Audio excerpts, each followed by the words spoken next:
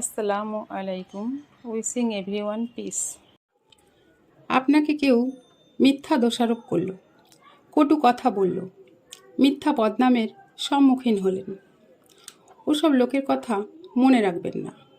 আসলে আপনি খুব ভালো আছেন, যেটা ওরা সহ্য করতে পারছে না। আপনার যা আছে তা হয়তো তাদের নেই। আপনি যা করতে পারেন তাদের তা করার ক্ষমতা নেই। এইসব হলো আসল কারণ। কারো গুণ এরা দেখতে পায় না, প্রশংসা করতে জানে না, কিন্তু নিন্দা করতে ওস্তাদ। নিজের পথটা পরিষ্কার রাখুন, ওদের থেকে দূরে থাকুন। ওরা আপনার ক্ষতি করতে চাইবে কিন্তু পারবে না। ওরা গিরগিটির ন্যায় রং বদলায়, নিজের কাজ সম্পন্ন করতে পটু অভিনেতাকেও হার মানায়।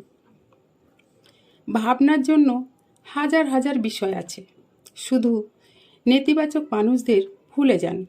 নিজের ভাইব্রেশন নষ্ট করবেন না। ওদের অর্থ, শ্রম, ভালোবাসা দিয়ে সন্তুষ্ট করার চেষ্টা করবেন না, কারণ ওরা সন্তুষ্ট থাকতে শেখেনি। ওরা আপনাকে পরিবর্তন হতে যুক্তি দেবে, ভুলেও প্রভাবিত হবেন না। বর্তমানকে সাজিয়ে তুলুন, ভবিষ্যৎ সুন্দর হবে। ওদের সাথে বিতর্কে জড়াবেন না, কারণ যুক্তিহীন কথায় চিৎকার করে ওরা জয় হাসিল করে ভুলে যায় নিজের কর্ম। ওদের ব্যবহারে হয়তো অনেক কষ্ট পাবেন, কিন্তু শিক্ষা পাবেন তার চেয়ে বেশি, পরিচয়টাও পেয়ে যাবেন। ওদের বদলানো আপনার দায়িত্ব নয়, নিজেকে বদলে ফেলুন।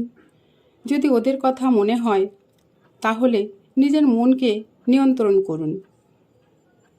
Thank you so much for watching my video.